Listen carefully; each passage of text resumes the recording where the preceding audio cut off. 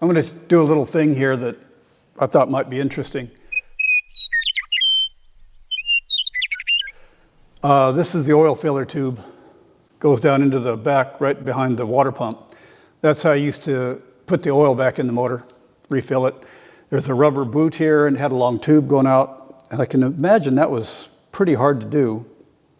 Anyways, I don't need it anymore because back here on the valve covers, I've got, I can get to those easily now.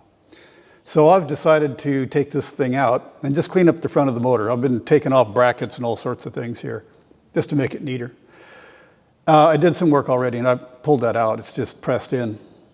And then this little boot, you see it's kind of damaged there on the end. It's what I had to take to kind of twist it out of there.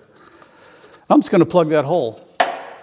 Now, the motor's got vents all over it, so I'm not too worried about not being a really tight seal, airtight, watertight, gas tight, none of that. It's just to keep dirt out. This is a 1-inch Dorman press freeze plug, and they're pretty cheap. It's just metal, just some kind of carbon steel. And I'm going to put that in there, and that'll be replacing that. Plug the hole off where the motor, where they used to put oil put in. It's just a tight fitting socket.